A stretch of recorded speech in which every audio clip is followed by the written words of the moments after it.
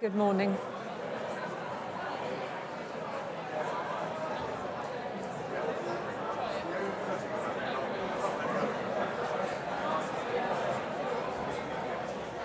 A very good morning, everybody. If you'd like to take your seats as quickly as possible, then we can begin. Thank you.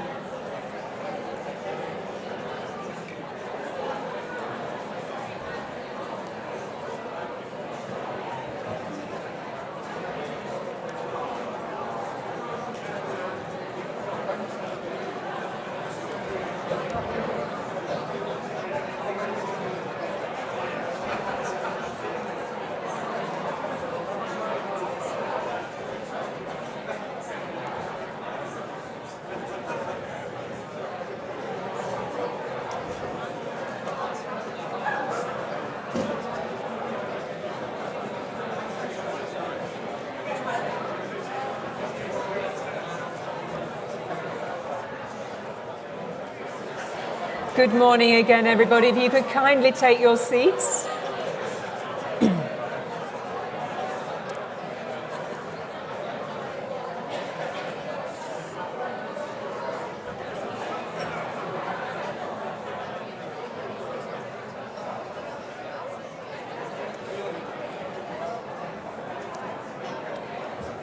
Well, good morning, everybody, and a very warm welcome to all of you. I know some of you are meeting friends old and new and just taking some time to get to your seats, but we're very keen with so much to look forward to in the next couple of days to get going. So a very warm welcome indeed, whether you're here in person or indeed online, to the 2023 APCC NPCC Partnership Summit in collaboration for the first time this year with the College of Policing.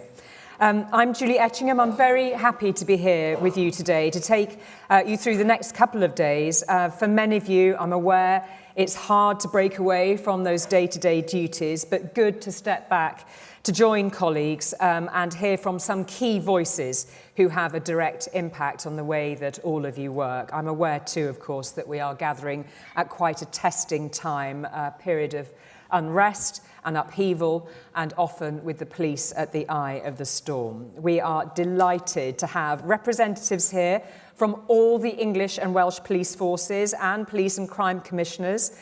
We've got 160 delegates joining us online, so morning to everybody online, including 150 from the College of Policing's leadership programme. That's alongside more than 350 delegates here in person, making this the biggest summit yet. We're very grateful too for all the sponsors of the event, in particular our headline sponsor, Deloitte. We've got a host of exhibitors here too in the Pickwick space, 32 different stands for you to visit during the breaks, including companies, charities, innovation specialists. So do go and say hello to them over the next couple of days in the breaks. Lots of merch. You can get your coffee and tea up there too. And it's important to add too that the event is open to the media. There will be a variety of journalists joining us in person. Can't possibly imagine what they might be interested in. But before we get going, we need to give you a few practical bits of information. And first of all, on health and safety, the QE2 has a short video for us, an announcement for us, and here it is. Welcome to the QE2 Centre. Please take a moment to listen to the following safety message. There is no planned fire drill taking place today. And in the unlikely event of an evacuation, we ask that you make your way to the ground floor by the nearest available exit. We've got fire wardens on hand to assist you. If you require assistance, please do ensure your event organiser is aware of this. Please do not stop to collect personal belongings or use the lifts. You are encouraged to now take a moment to make yourself aware of the nearest exit and escape route in your area. Once on the ground floor, you are to disperse away from the centre. There is no assembly point for the centre.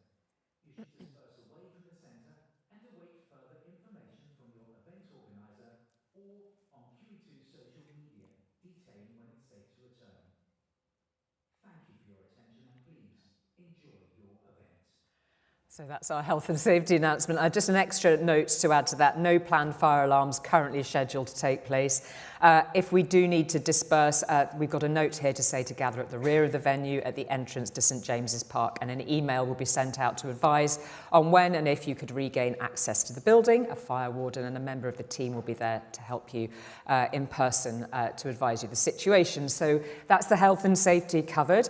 I'm going to talk to you a little bit now about the Summit app, which is your key to pretty much anything. You can access it by scanning the QR code on your name badge.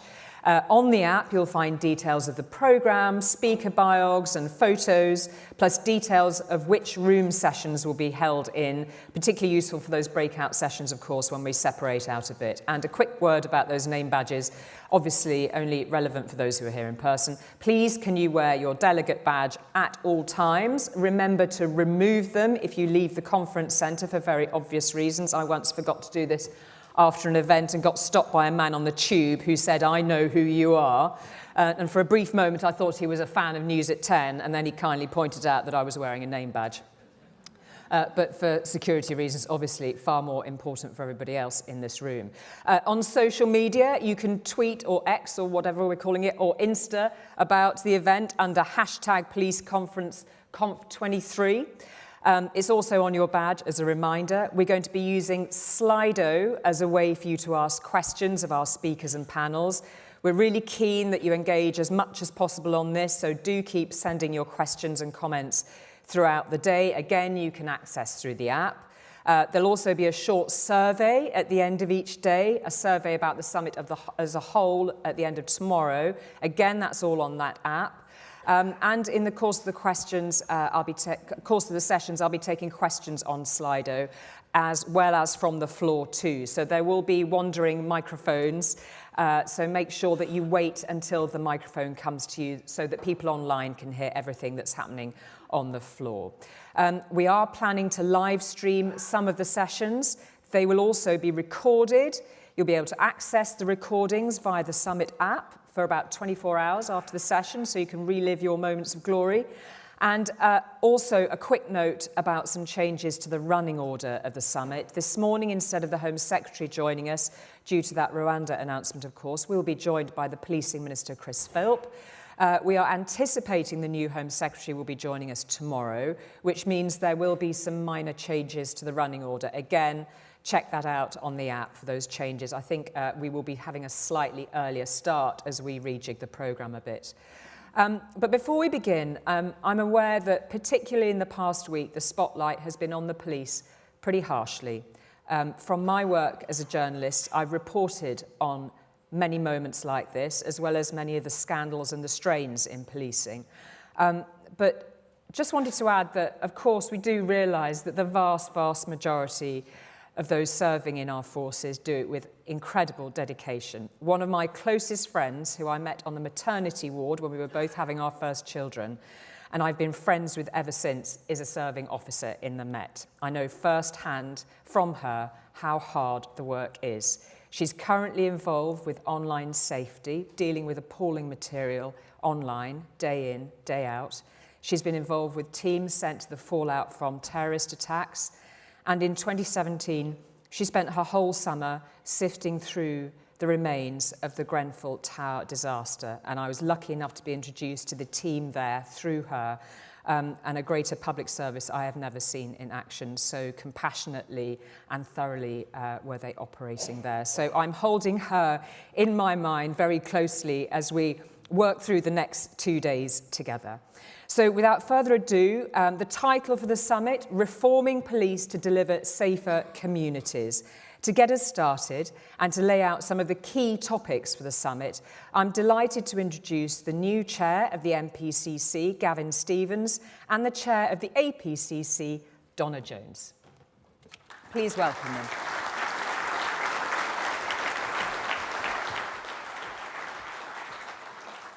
Well, good morning, colleagues. Great to see the conference hall so full. A very warm welcome to you all.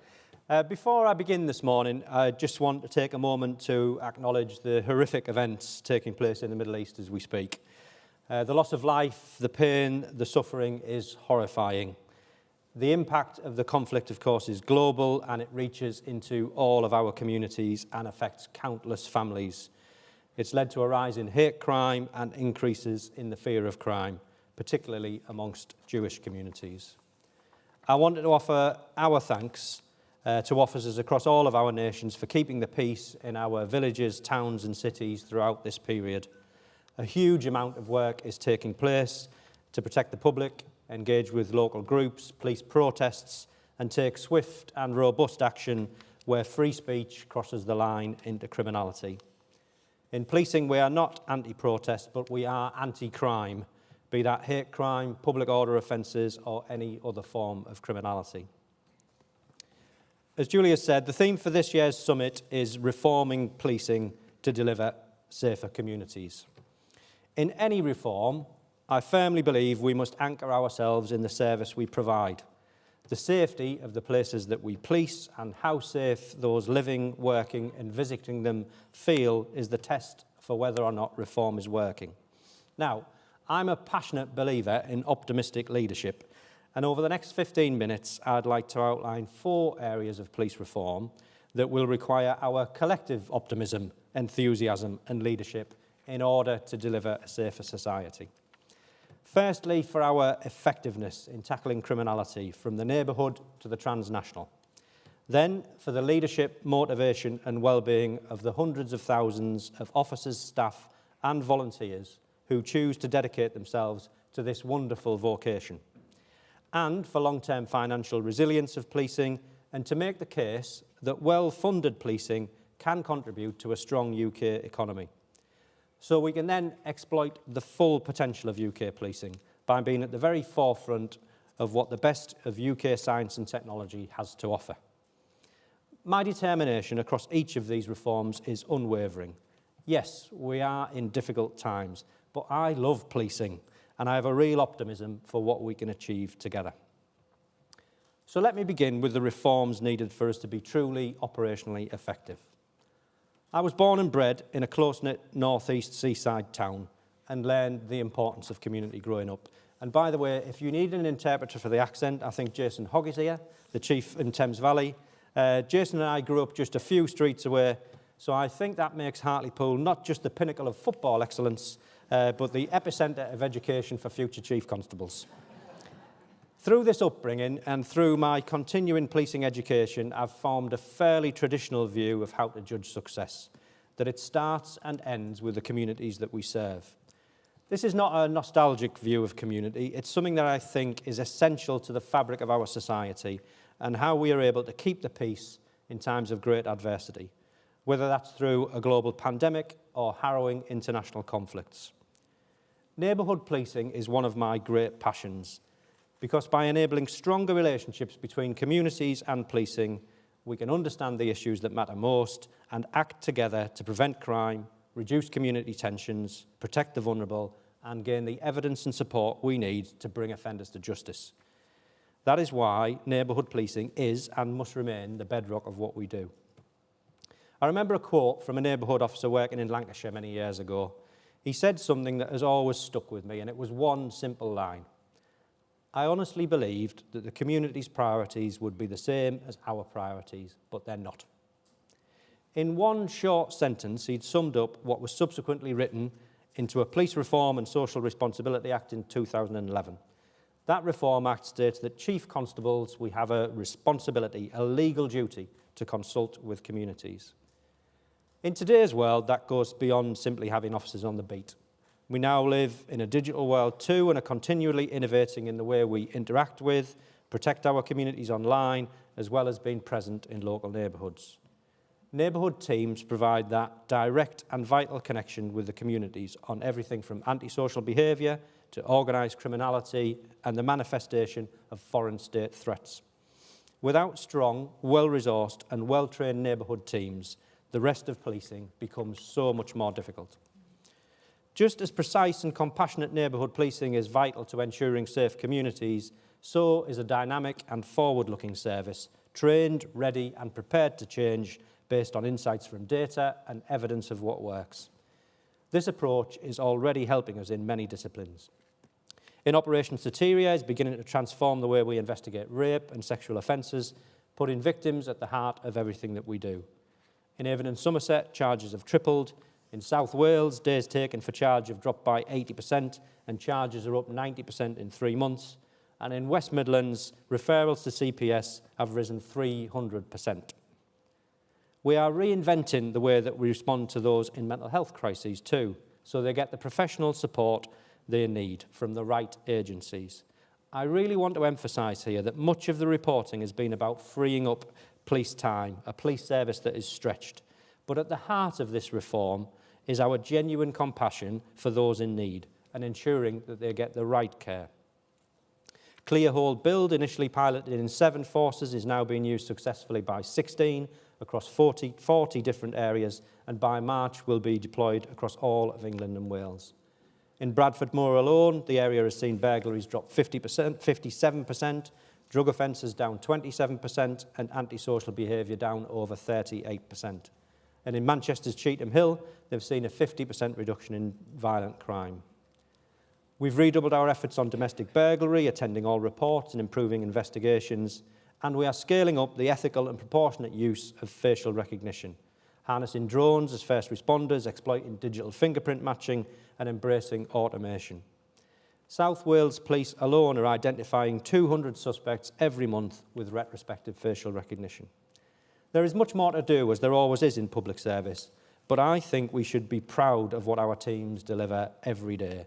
And over the coming year, we should share their successes more loudly and with pride. We must no longer allow the dark clouds of policing to keep in the shadows the exceptional service and achievements of our dedicated staff and officers that have public service at the very heart of what they do daily. Their work, often supported by community members and volunteers, should not go unnoticed or unappreciated. As we improve the effectiveness of our own organisations, we must work together across the whole of the criminal justice service to get more justice for more victims. The challenges are stark. Our prisons are full, the courts are backed up for years, and our clear-up rates are low. Where it is in our gift, we will do all we can to improve. However, this will not be solved by incremental improvements in the absence of real reform and new thinking. I'm delighted that the new Director of Public Prosecution, Stephen Parkinson, is joining us for the final session of the summit tomorrow, and in our early discussion has warmly welcomed an opportunity to think afresh. As Chief Constables, we continue to advocate for a Royal Commission into the criminal justice system, so it's incumbent on all of us to offer new ideas and evidence-led solutions. His Majesty's opposition have proposed the world's first trauma-informed criminal justice system, and we may hear more from the Shadow Home Secretary on that tomorrow.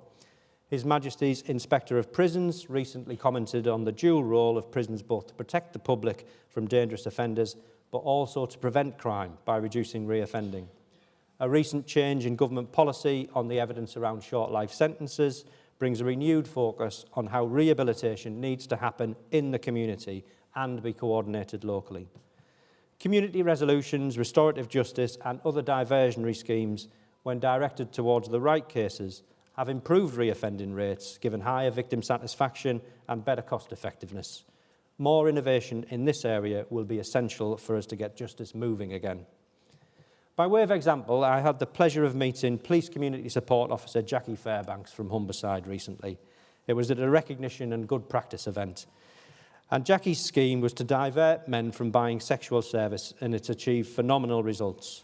None of the perpetrators who took the option to pay for their own rehabilitation have been rearrested for further offences. Equally, there are too many dangerous offenders, such as those targeting children online or defrauding the vulnerable of millions, that are not being kept away from society through imprisonment or strong protective measures. Collectively, we must find ways to make the pursuit of justice easier. Throughout the years of austerity and concentrated by the pandemic, the achievement of justice for victims has become too complicated, too expensive, and too attritional. Turning now to the second area of reform. In order to keep communities safe and feeling safe long into the future, nothing matters more than our colleagues, the staff, officers and volunteers that we are so privileged to lead. We need to invest in the right skills, knowledge and support to make sure they are fully equipped to deliver an outstanding service throughout their whole careers. One of the beautiful things about a career in policing is that there's always something new to study and learn. The replacement of lost officer numbers through the extraordinary successful Police Uplift programme has been a real boost, and I'm very grateful to Unison, to the Police Federation, Superintendents Association, Chief Police Officer Staff Association, colleagues in government and our political leaders for working with us to secure and fund a fair pay settlement this year. It was long overdue and very welcome. We must also remember that over 250,000 people applied to join policing during Uplift. It remains a vocation that is attractive to many, with us recruiting more than 46,000 officers. However, we must not fall into the trap of using police officer numbers alone as a benchmark or a proxy measure of success. The number of police community support officers is around half of what it was at the point of their introduction 20 years ago. There are over 4,000 police staff vacancies nationally in critical roles, at the very front line, answering calls for service, providing insight through data and analysis to identify offenders, in specialist forensic roles, increasingly digital, to gather evidence and intelligence to protect victims and bring offenders to justice. Experts in criminal justice to guide newer colleagues, colleagues with commercial expertise. I could go on. The policing family is a rich and varied one, but we are underpowered and underrepresented in some critical areas. Without scaling up our response in neighbourhood policing, public protection, fraud and cyber, all of which need support from world-class data and insight, we run the risk of continuing to disappoint our communities in the services that we can provide. This scaling up is also essential for workforce retention.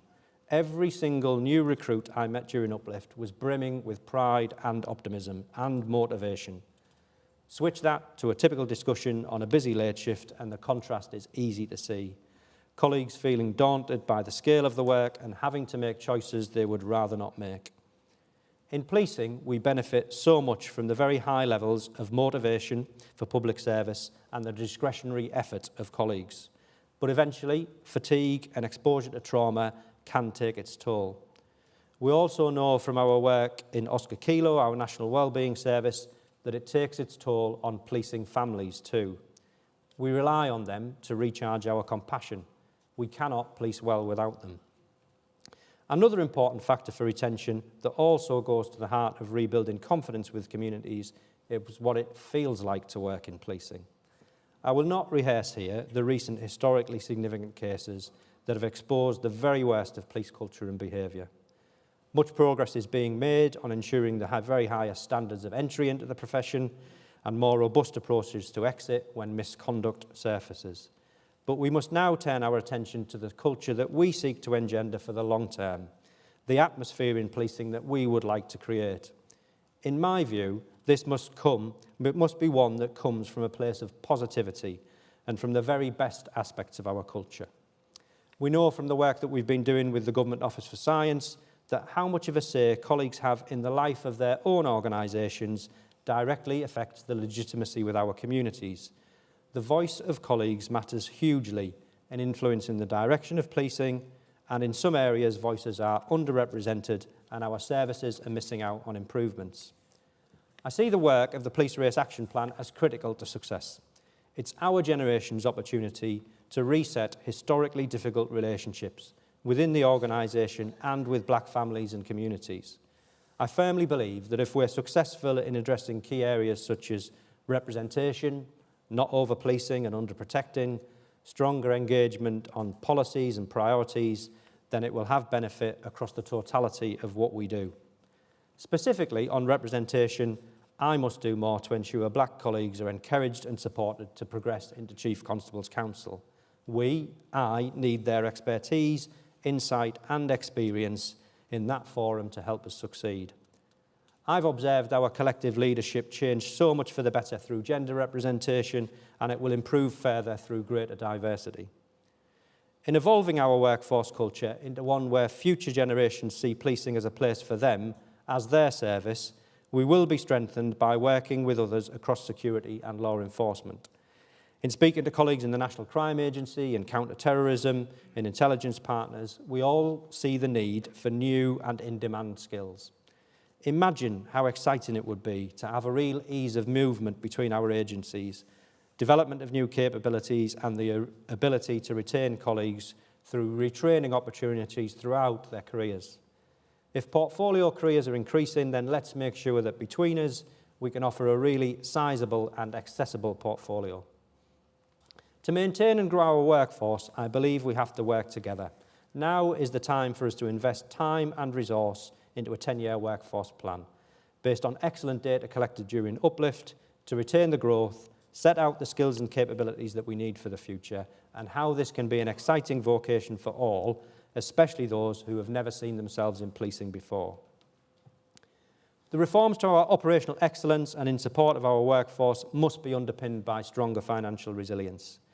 This may be about additional investment if there's economic growth with which to invest, but at a minimum, we need to consider our collective response to the challenge and how we spend £17 billion of public money to get the greatest impact on criminality, safety and feelings of safety. Whilst the remit of policing has not stopped expanding, investment has remained static. Since 2010, officer numbers have increased by 2.5%, whilst recorded crime has increased by 25%. The cumulative total of force savings required in their medium-term financial plans is around £1.2 billion. Over the last 2 years, reserves have been depleted by £1 billion and forces have borrowed an additional £1 billion, including to fund short life assets.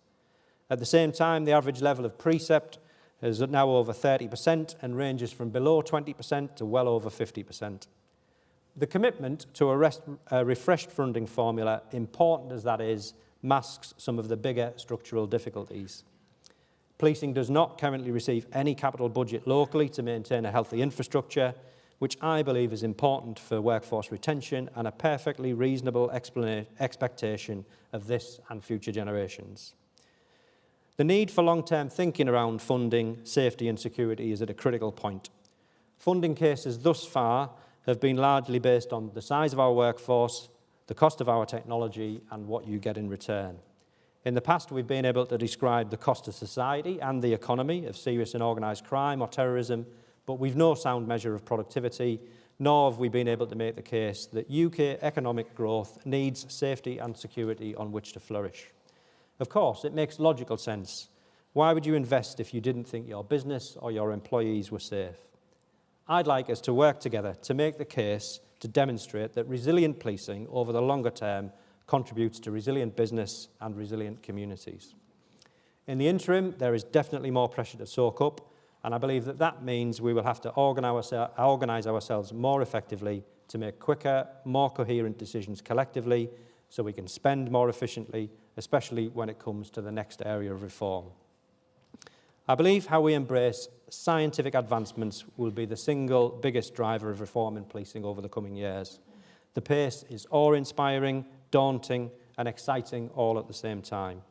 And the use of technology increasingly benefits society. It also benefits criminals and those who wish to do harm to our communities. Policing cannot stand still as technology evolves. If we do, our effectiveness in keeping people safe will be quickly eroded. Technology offers policing a wealth of opportunities to be more precise in the way we investigate and prevent crime and more supportive of the stretch on our officers, staff and volunteers. Innovation and all that it brings quite simply enables our workforce to do their jobs better. It enables us to do more, supporting us to keep up with increasing community needs and the diversity of what we deliver. We must push the boundaries of innovation to be more agile, ensure early adoption of what's proven to work, and have the capability to quickly scale up nationally. To lead this work, we've established a new Science and Innovation Committee. And you'll hear from our Chief Scientific Advisor, Professor Paul Taylor, throughout the summit, and I will now cover just a taster of some of the game-changing projects currently underway. Revolutionary digital fingerprint matching system that will enable police to identify subjects from fingerprint traces in real time at crime scenes. This capability speeds up the process by 3 days on average per case, and is predicted to lead to an increase in fingerprint hits by 50% from financial year 25-26. Ethical use of facial recognition has the potential to transform investigation as we experience with the introduction of DNA techniques. While retrospective facial recognition is not particularly new, We will expand its fair and consistent use for the benefit of all communities. A South Wales police study found that retrospective facial recognition takes only minutes to identify a suspect. Without it, 14 days. And in West Midlands, since piloting the technology in April, officers have apprehended 300 suspects. British Transport Police are using it to identify abusers who prey on women on trains, tubes and buses. If someone burgles a family home, attacks an innocent shopkeeper, harasses a woman on a night out with friends for the evening, or inflicts violence or sexual violence on a member of the public, they must be identified and arrested as a matter of urgency. If there's CCTV footage, dashcam, doorcam images, a photograph taken during the incident, any technology that allows police to quickly and accurately identify those responsible can only be a good thing. Polling tells us that there's broad public support for the police use of this technology in fighting crime. Our public expect us to take advantage of these tools. Not to do so lets them down. In addition, there are tremendous opportunities to administrative tasks that officers and staff are taken away from vital work to protect the public, investigate effectively and catch criminals. And we've now appointed an NPCC lead for robotic process automation to take this work forward with an investment of 1.8 million to accelerate adoption and rollout nationally. We're also capitalising on drone technology across policing, already an indispensable tools to support us with around 400 currently in operation across all forces. As part of that programme, EagleX is just one ambitious project promoting collaboration between police, fire, industry and the regulators to begin using drones as first responders. This pushes the boundaries of technology and innovation to improve public safety and is a symbol of our ambition as a service. Collectively, I'd like to work with you all to make the case that policing should be a primary place for the deployment of the very best UK science and technology has to offer. So in reaching a conclusion, I believe that taken together, operational effectiveness, a well-rewarded and respected workforce, greater financial resilience, and effective and ethical deployment of scientific advances will ensure our communities are safer and feel safer. Confidence has been dented, in some places severely, but it's not hanging by a thread. Most forces have confidence levels above 65%, and some remain over 80%. In particular, there are a group of forces who invest more in understanding local views through widespread and systematic community engagement, and 8 of those measure confidence levels higher than the results in the crime survey for England and Wales. The strength of local relationships matter and can be a solid foundation on which for us to rebuild. If we're to reverse the decline in confidence and rebuild trust, we must also be clear about what we stand for in policing. When the world is changing around us, I believe it's important for us to show civic leadership and speak up for our principles and values. This is our territory and somewhere where we can make a tangible improvement to community cohesion. It's not about being partial or being drawn into controversy. Our communications matter, and we must demonstrate optimism in communicating courageously with our communities. There has to be a stop to the talking down of public service.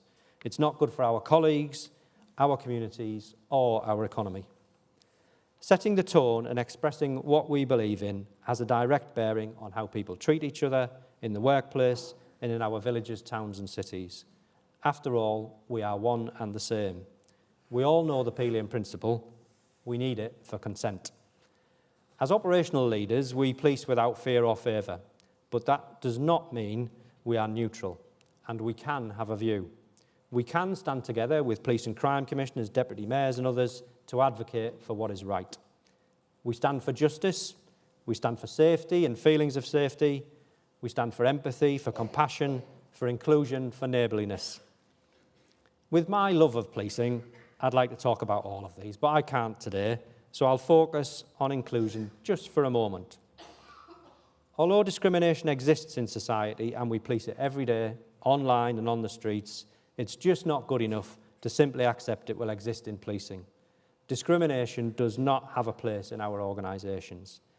Tackling discrimination across all of our institutions, so we're welcoming to all, where all can give their best, sets up the offer to the best possible services to our communities, particularly those where trust has been most eroded. This is essential, as being truly inclusive will stem from our communities, inside and outside of policing. Feeling heard, valued and respected. This way we can have collective pride in policing. There are many, many outstanding people doing incredible things every day in policing. It is to those and to their families that we should direct our applause and say thank you. Thank you and enjoy the summit.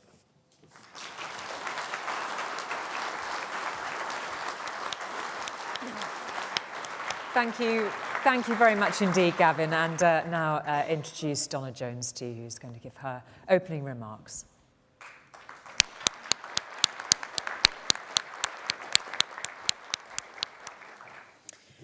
Well, from the working class boy from Hartlepool to the working class girl from Portsmouth, who definitely has the better of the football teams, I have to say. Anyway, before we get started this morning, colleagues, I just want to say what an absolute pleasure it is to be stood here before you today, addressing you as chair of the Association of Police and Crime Commissioners. But before I get started, I just want to say a huge thank you to the Metropolitan Police Service for the extraordinary job that they did at the weekend in incredibly difficult circumstances during those protests, and my thoughts are very much with the police officers that were injured in the line of duty on Saturday. So, welcome to the annual National Policing Conference. It's a pleasure to be opening the conference today with fellow Chair and Chief Constable Gavin Stevens. And over the next 2 days, as you've heard, we are going to be looking at how best to reform policing to deliver safer communities. This is the only conference each year that brings together every Chief Constable, every Police and Crime Commissioner, Deputy Mayor and police chairs and leaders together across the policing and criminal justice sectors under one roof to share ideas, best practice and, of course, to facilitate change. It is the duty of Police and Crime Commissioners not just to reflect public concerns and sentiment towards the police, but to be able to reassure the public, to help rebuild and strengthen trust and confidence in policing. 11 years ago today, on the 15th of November 2012, was polling day across England and Wales, when for the first time in British history, the public went to the polls to elect the first ever Police and Crime Commissioners. This was one of the most significant changes in the history of policing, giving the public a direct say for the first time on local policing priorities. Amongst us today, I'm pleased to say that we have some of the original Police and Crime Commissioners who were elected in 2012. David Lloyd, Katie Bourne, Tim Passmore and Alan Michael, along with the architect of the legislation that brought about those lawful elections through the new Police Crime and Social Responsibility Act, Lord Gordon Wasserman. British police officers are some of the best law enforcement professionals in the world, safeguarding thousands of vulnerable people each year whilst detecting hundreds of thousands of crimes. It is our collective duty to ensure that every citizen in the country feels safe and secure in their homes and in their neighbourhoods. In order to do that, all police leaders have acknowledged that there have been incidents in the past where trust was sadly eroded, and certain communities felt disproportionately targeted. These concerns were listened to, and a period of reflection and learning has gripped policing for the last 2 years. Now is the time, colleagues, post that period of reflection, to highlight the amazing acts of bravery, the dangerous people that are caught and the heinous crimes that are solved and prevented each year thanks to British police officers and police staff members. It's time to be proud, and it's a time to reinforce to the public that they should have confidence in the work that is done in every community across the country. We are national police leaders, and it is our duty not only to lead and hold to account, but to also promote trust and confidence to aid feelings of safety in communities. The public need us to do this. Neighbourhood policing has never been as important as it is today. By focusing on community policing and creating strong partnerships between law enforcement agencies and the people they serve, we can and are embedding confidence in communities. Through increased police visibility, less abstraction of neighbourhood officers, and time for meaningful community engagement, confidence in policing and feelings of safety will surely increase. Accountability within police forces through senior police officers and to their police and crime commissioners, including with HMIC and the government, is essential to driving up performance. Whilst policing is key to preventing crime, it is imperative that we understand the root causes of criminal behaviour. Neglect, abuse, violence in childhood are among the most common causes of the vast majority of people committing volume crimes in Britain today, and of course, the most hardened of criminals. Understanding the link and cause is the only way to reduce the need on policing services in the criminal justice in years to come. As a country, we need to invest in preventative measures now to see the benefits in the future. By 13 years of age, for some, lasting damage is already done. That's why a strong and robust children's services department at every and community health and midwifery is key. Explaining to a male perpetrator of domestic violence the damage that he is doing to his children, or to an alcoholic mother the impact of drinking and what that has on her kids, is often much more impactful than explaining the impact on their own health. By local authorities supporting families, we can create alternative pathways for young people to steer them away from criminal activities towards a brighter future. Failing them as children and locking them up as adults is not only wrong, it's avoidable. But policing is not the solution to this societal problem. Health, education, and local authorities are the ones that hold the key. This is why partnership working is more important now than ever before. Thanks to police and crime commissioners, we have seen a number of changes invoked over the last year. A review of police visibility, the Chief Constable expedited dismissals review, and the number of hours lost on mental health crisis calls and looking for missing people, especially those in care of local authorities, have all been brought about after police commissioners highlighted issues to government ministers. Following this, police professionals and police and crime commissioners have been instrumental in assisting ministers with understanding the existing practice and what needs to change or to improve. The digital age has brought us closer than ever before and is key in promoting and maintaining trust in safer communities. Body-worn cameras, online reporting systems, and social media platforms all serve as mechanisms for accountability and engagement. By embracing these tools responsibly, we are ensuring the public have access to accurate information and feel empowered to hold police commissioners and police forces that we oversee accountable.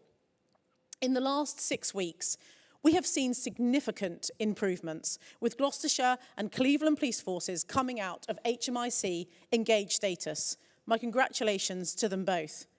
The APCC has listened to the 6 police commissioners who have experienced the process and are building a comprehensive support to assist those police commissioners and their offices in the future. In terms of the expedited dismissals process, it is only right that when officers fall short of the standards expected, they are dealt with quickly and efficiently.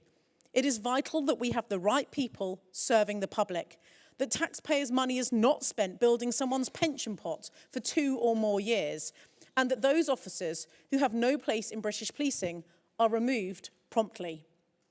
Police and crime commissioners have supported chief constables to be able to investigate and take swift and decisive action in making expedited dismissals.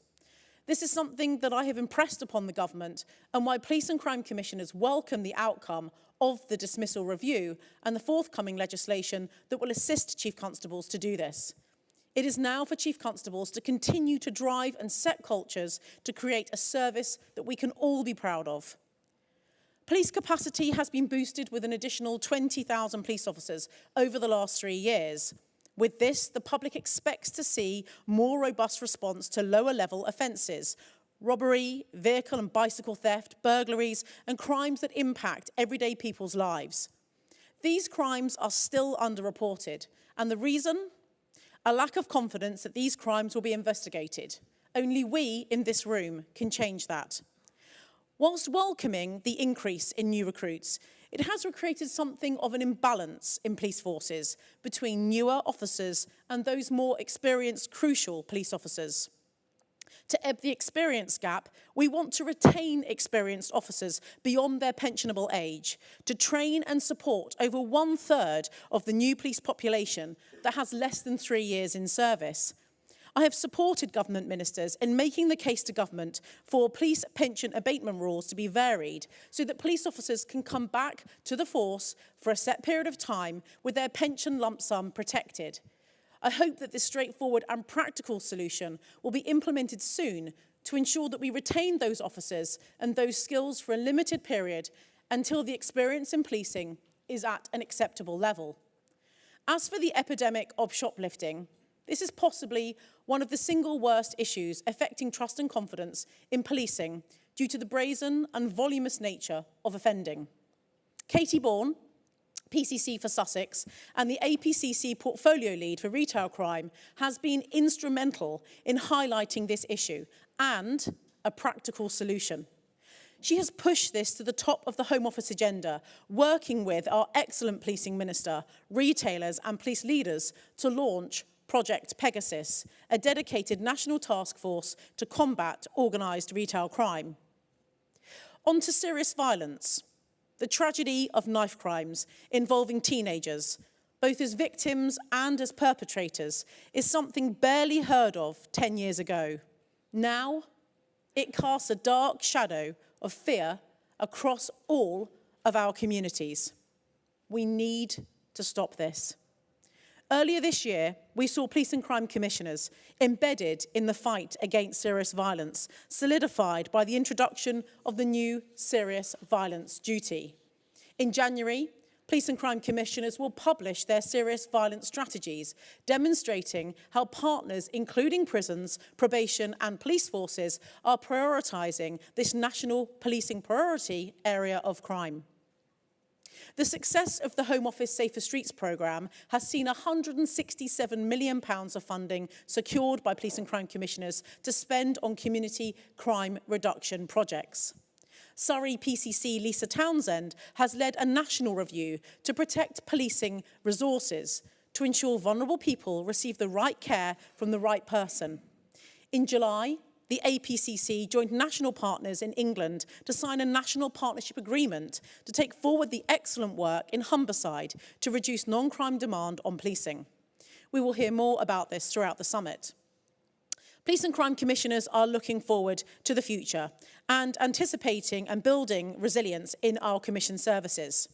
Through our drugs portfolio, PCC's Joy Allen and Dave Sidwick are highlighting the imminent threats, such as those posed by the reduction of poppy farming in Afghanistan and the inevitable surge in the synthetic opioid market. We know that fentanyl and other synthetic opioids are up to 10 times stronger than heroin. We know this is coming and we need to prepare and equip our police forces to be in a position to break the networks that will bring these life-threatening issues to our shores. The work we do to help make our communities safer reaches beyond policing and into the criminal justice environment. With the prison capacity issues we've seen recently and the growing impact that this will have on delays in sentencing, it is essential that we work with the Ministry of Justice to increase the options of managing offenders both within and outside of prisons. Police and crime commissioners are committed to doing this. Technology, including AI and facial recognition software, are already delivering exciting results, and our role in supporting this involves not just ensuring that these new technologies are being deployed in ways that are ethical and legal and proportionate, but the public is aware and reassured both about the legitimacy, the application, and the limitations of these technologies. PCC Alan Michael and the South Wales Police Force have pioneered the use of live facial recognition alongside the Metropolitan Police Service.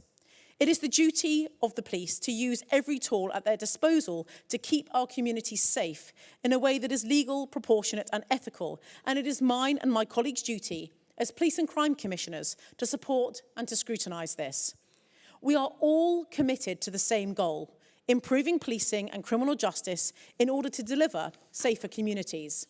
And as a Police and Crime Commissioner, I am mindful of the victims who should be at the very heart of our decision making.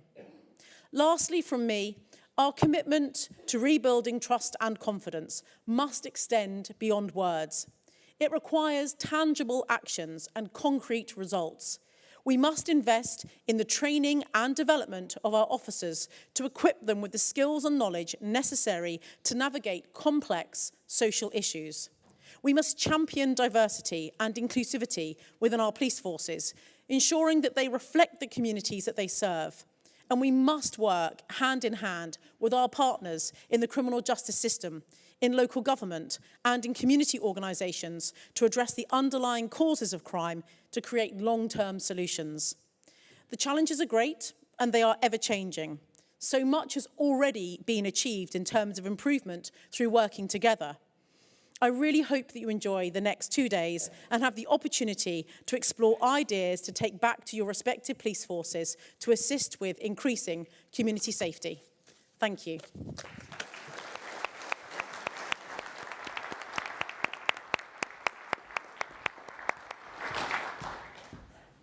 See how quickly I can get across here. I'm going to time it throughout the days. Thank you both very much indeed. Lots of food for thought there in both those opening addresses. So without further ado, because we're running slightly behind schedule and I'm sure he's got plenty on too, the Policing Minister, Chris Philp, now joins us for some remarks. Very keen to get your questions, so please send them in on Slido and we'll have microphones in the room too, and also encouraging those online to take part. So please welcome the Policing Minister, Chris Philp.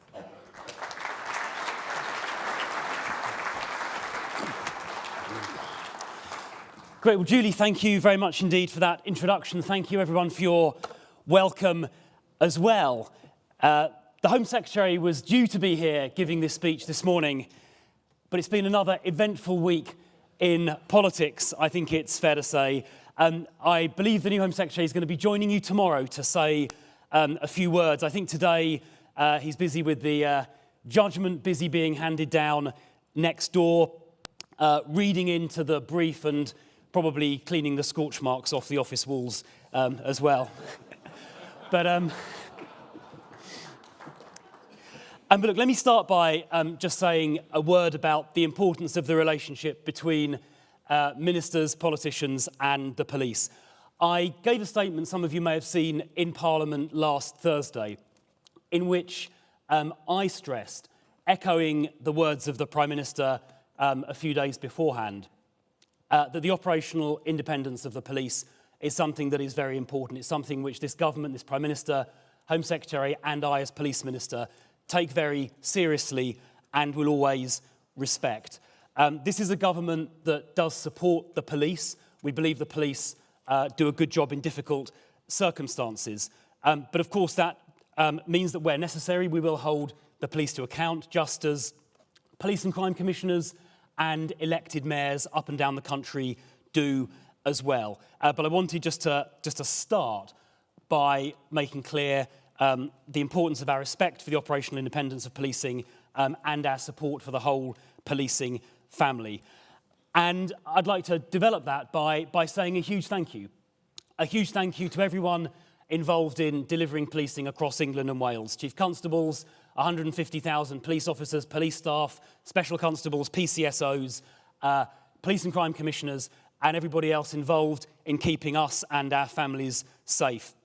I know I speak for the Prime Minister, the Home Secretary, the government, parliamentarians, and most importantly, the public, when I say a huge thank you. Very often, officers put themselves in the line of danger to keep the rest of us safe on a daily basis. I was struck very powerfully at the Police Bravery Awards here in London last July, how often officers put themselves at risk to keep us safe. I was struck by the sacrifice of officers like Sergeant Graham Saville of Nottinghamshire, who lost his life trying to save a member of the public on a train line. And I was struck meeting the families of officers who lost their lives at the police memorial event in Cardiff a month or two ago, the sacrifices that are made daily for the sake of the rest of us. I'm deeply conscious of that, deeply grateful for it, and I take this opportunity to say a huge thank you. A huge thank you also because we are delivering collectively results. It's not always apparent in the way the media report crime. It's not always apparent in the way the public perceive crime either. But the truth is, crime is coming down. Like for like, according to the Crime Survey of England and Wales, the only reliable long-term measure of crime according to the Office for National Statistics, overall crime like for like is down 54% since 2010, just to pick a date at random. And in the last year, down around about 10%, all crime down around 10% according to that survey. So we are delivering results. We are getting crime down. Police forces are improving their performance. As Donna said just a moment ago, 2 forces, Cleveland and Gloucestershire, have come out of Engage, come out of special measures just in the last year. So I think we can be proud of those achievements. I think policing can also be proud that it's risen to some challenges recently. The coronation of His Majesty the King being an example here in central London a few months ago. The largest policing operation, I think, in recent times, possibly ever. I think there were, on the day of the coronation itself, somewhere in the region of 15,000 officers deployed in central London from forces across the country. There were some significant threats to that event, as many people here will be aware. And yet the event, the eyes of the world were upon us. Hundreds of millions of people were watching, and that event passed off without significant incident, thanks to the tireless work, both publicly and behind the scenes, of the police. More recently, of course, there have been some very challenging public protests to police in central London. And I know the police have a difficult job to do. Many officers have been injured in discharging their duties. Of course, we all recognise the right to peaceful protest, and we all, of course, support that. But we don't support violence or thuggery on the streets. We don't support and must not support the glorification of acts of terrorism or support for proscribed organisations like Hamas. We don't support and cannot ever support racism, anti-Semitism, Islamophobia in any form. We do not and will not support inciting racial hatred, which is, of course, an offence under Section 18 of the Public Order Act 1986. These are important laws, these are important principles, and we expect the police to robustly and comprehensively enforce those laws without fear or favour, applied equally to all groups. And I have every confidence that is what will happen. And I'd like to just thank again those officers who have been injured recently in the course of their duties in central London in recent weeks. Now, we've had some other successes in the last year besides the reduction in crime that I mentioned already. And foremost amongst those are the record number of police officers that we now have. I think Donna touched on this. We have, as of the most recent public figures, we have 149,566 police officers. I am counting every single one.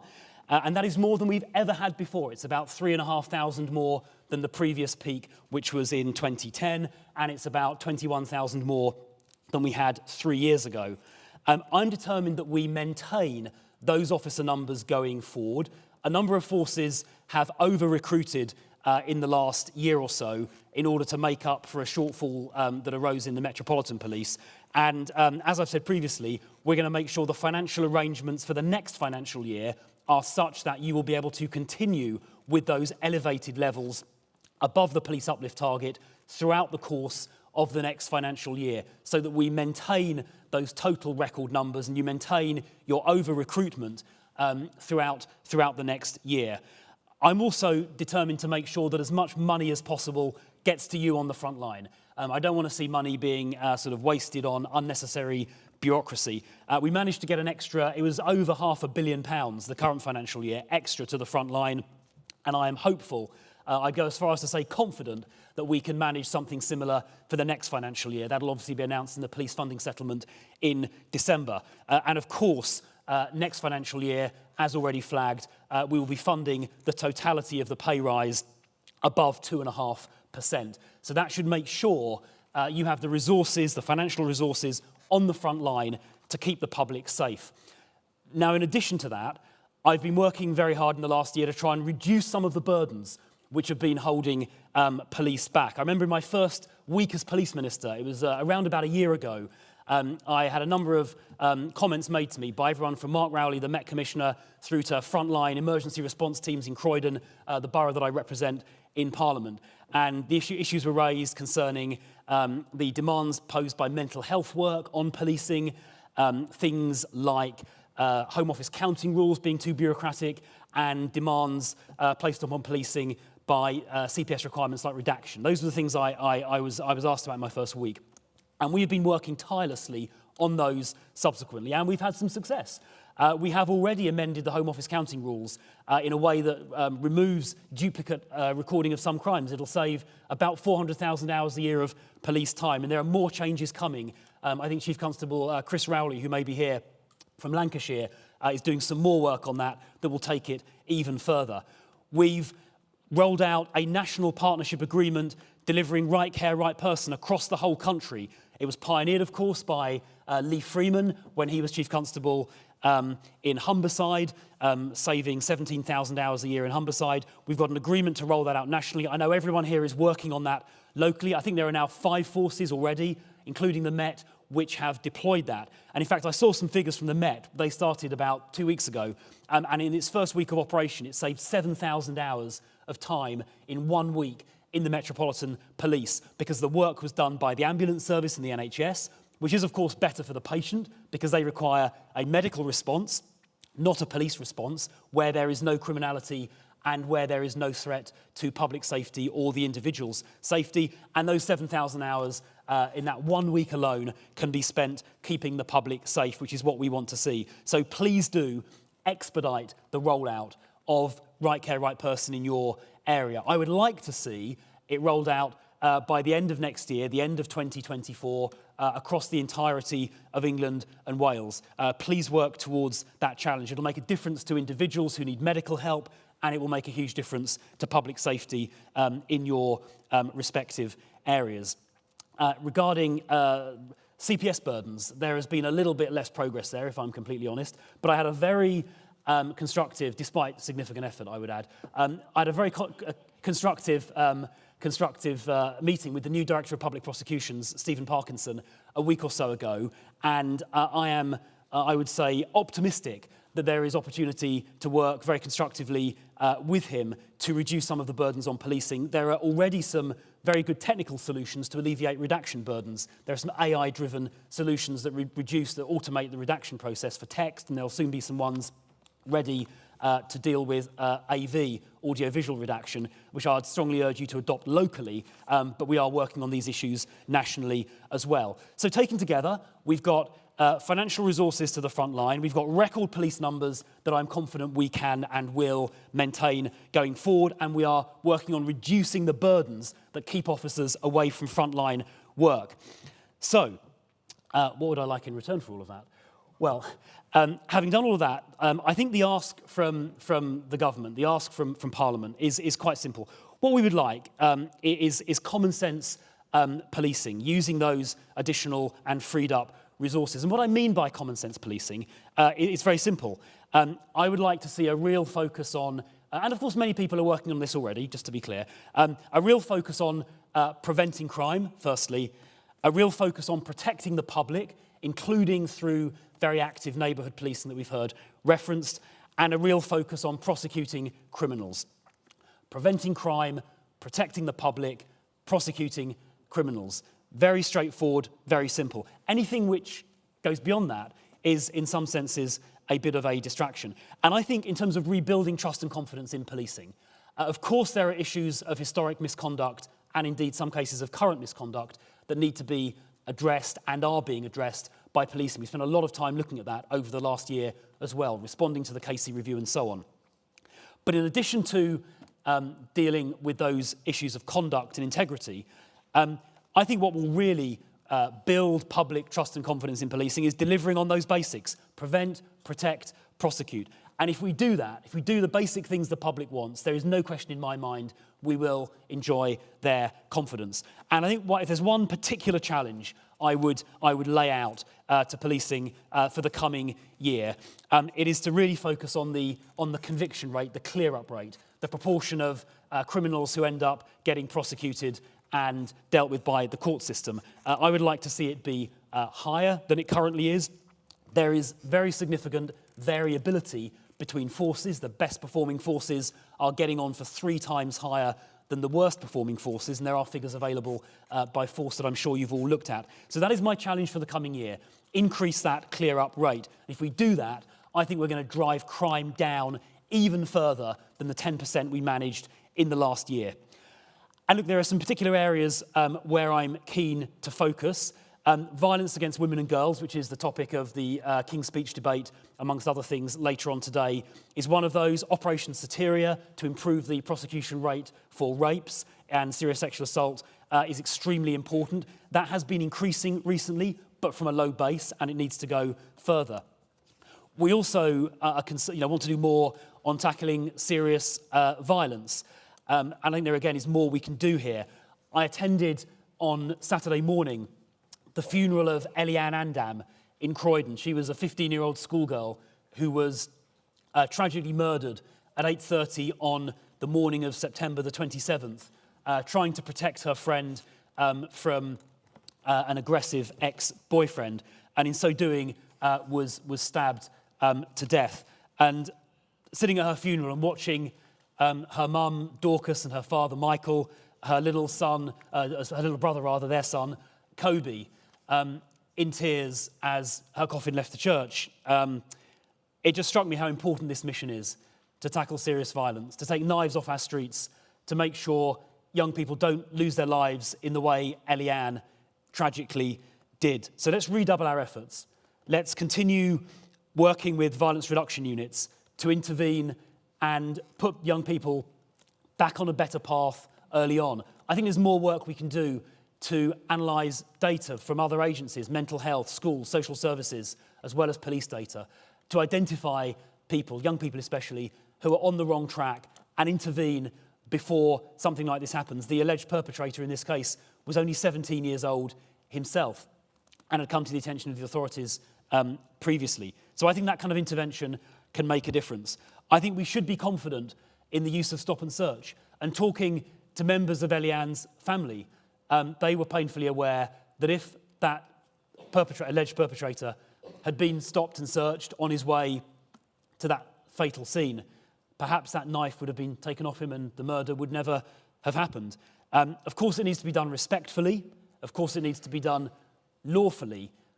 But it does work in taking knives off our streets. In London, about 400 knives a month are taken off the streets through the use of stop and search. So I'd like our officers to be confident in using that power respectfully within the law to protect our communities and perhaps avoid some of those funerals like Eliane's that I attended last Saturday.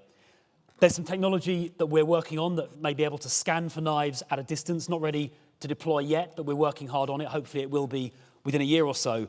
That would obviously make it dramatically easier to take knives off our streets. We're legislating as well. There are measures in the criminal justice bill introduced, I think, yesterday, and some further measures we're going to be legislating for via secondary legislation that will, for example, ban a whole range of zombie knives and machetes that are currently legal, double the sentence for supplying a knife to someone under 18, and create a new offence of possessing a knife with intent to cause harm, which will have a sentence double the current maximum.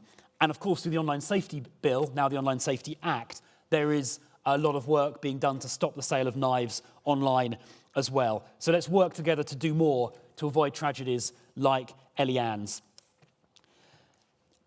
I'm very grateful to policing and to Gavin, where's Gavin? Over there, for the commitment you made back in late August on the topic of increasing clear-up rates, to always pursue reasonable lines of inquiry where they exist for all crimes, and not to screen crimes out because they're perceived as minor. That is something the public expect. Where there is evidence that could be followed up, even for something that may historically have been considered minor, it is right that evidence is pursued. The public expect, frankly, nothing less. So I'm delighted by the commitment that the MPCC made and by the support the College of Policing and Andy Marsh, if he's here, gave to that initiative, which of course is now going to be inspected regularly by the inspectorate. So thank you to Andy Cook, if he's here, and the inspectors who will now incorporate that requirement into their regular peel inspections and do a thematic inspection next spring to make sure the policy is being carried out in practice.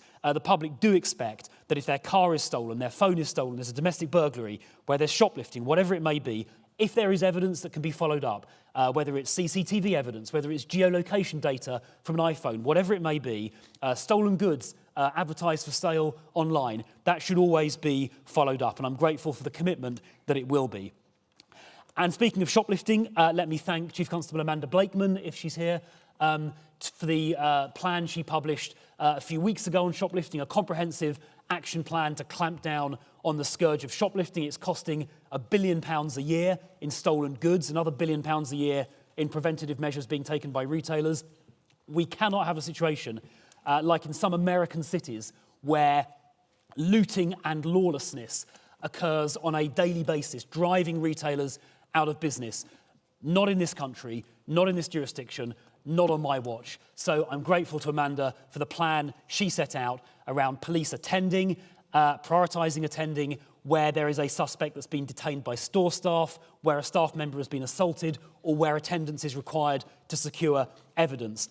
And for always following up that evidence, including CCTV evidence, where it's available. We're going to talk a bit later about artificial intelligence and facial recognition. Gavin touched on it in his speech a moment ago. But the algorithms are now so advanced, the AI algorithms are now so advanced that even if an image is blurry or partially obscured, it can be matched against the custody image database. And I would urge everyone to search every single crime scene photo of a suspect against not just your forced custody database, but the full police national database to get a match. And I'm absolutely convinced if we double or triple or quadruple the number of searches we do, then we will catch a lot, thousands, possibly even tens of thousands of additional criminals. We'll talk about that a bit more later on this afternoon. Now, let me say a word. Oh, and by the way, I'd just like to repeat my thanks to Katie Bourne and the work she's done on Project Pegasus. Is Katie here? Where's Katie? There's Katie over there. Fantastic work setting that up. Well done for getting it funded by retailers. You're going to go after organised criminal gangs who are shoplifting. It's going to make a huge difference. Katie, thank you for that excellent initiative. Let me say a word about antisocial behaviour. We have funded an antisocial behaviour action plan. The public obviously deeply dislike antisocial behaviour. It makes the public feel unsafe on their own high streets, in their own parks. It's right that we fight it. The plan is backed by £160 million of funding. One of the key elements of it are antisocial behaviour hotspot patrols, which are being piloted in 10 force areas. And I've got to say, the early results, it's only been going for 3 or 4 months, the early results are extraordinary. I think Andrew Snowden, the PCC in Lancashire, was saying that in the areas he's been trialling it, which include Blackpool, antisocial behaviour is down by 36%. Similar results from counties like Staffordshire, and I think in Essex as well, where on Southend, Seafront, Roger Hurst was saying ASB is down by 25 or 30% as well, thanks to these patrols. From April of next year, every force in the country, all 43, will have funding that should provide for somewhere between 20 and 30,000 hours each of extra hotspot patrolling to tackle antisocial behaviour. The evidence is that it has a huge effect. There have been already 250 arrests in just a few months, just in those early pilot forces, 600 stop and searches, and 1,000 enforcement actions. It really does work, and it's going to be rolled out nationwide, fully funded, in addition to your regular grants from April of next year. I'd like to just finally say a word about drugs. I'm combating drugs minister as well. Drugs contribute to something like a third to a half of offending, whether it's acquisitive crime or whether it's violence associated with supply. We need to do more here, I think. We're doing some work at the border with Border Force to really clamp down on drugs coming into the country at various ports, investing in more technology and some other work as well. We're working on county lines. We've closed down 1,700 county lines since last April, working particularly on lines emanating from London, Birmingham, Liverpool and Manchester. But we'd also like to do more on testing and treatment, because if we can get addicts referred into treatment, it'll stop them offending. We've now funded an extra 50,000 treatment places. We put £600 million behind that over 3 years, but we'd like to see more referrals into treatment. So if your forces encounter somebody who is seriously addicted, particularly to opioids, please make sure they get referred into treatment. Please make sure there's a pre-sentence report prepared so the judge knows on sentencing there is a treatment requirement. Use your conditional caution powers as well to get people into treatment. Chief Constable Richard Lewis, who leads for the MPCC on this, is doing some great work, but we need to get more people treated. We also need to target organised criminal gangs, which ROCUs, our leading but territorial forces, will work on as well. And as Donna said, let's be alert to synthetic opioids. Fentanyl in particular has devastated communities in the USA, over 100,000 deaths a year. It is mercifully rare here in the UK, but we need to be extremely vigilant.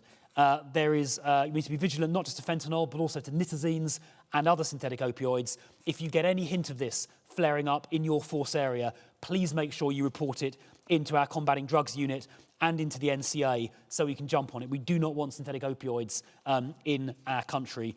They devastate lives. So let's continue to focus on that drug scourge. Look, I could talk for a long time, Julie, but it's probably you've probably heard enough from me this morning, and you've probably heard enough from me over the last year as well. I don't know, but look, there's a lot more to do in the coming year to use these extra resources to make sure our police are on the front line. Common sense policing, prevention, protection, and prosecution. If we do those things, I think we will command the trust and confidence of the public. We will deliver our mission, which is to keep our fellow citizens safe. I think we've made huge progress in the last year, huge progress on some of those conduct and integrity issues, huge progress in delivering record police numbers, huge progress in getting crime down by 10%. Those are achievements of which I think policing can rightly be extremely proud. It's an honour and a privilege to work with you on this mission. I'm still in post. I wasn't reshuffled a couple of days ago. So given that, thankfully, I am looking forward to continuing to work with you in the year ahead. Ours is a vital mission. Let's work together to keep the British public safe. Thank you.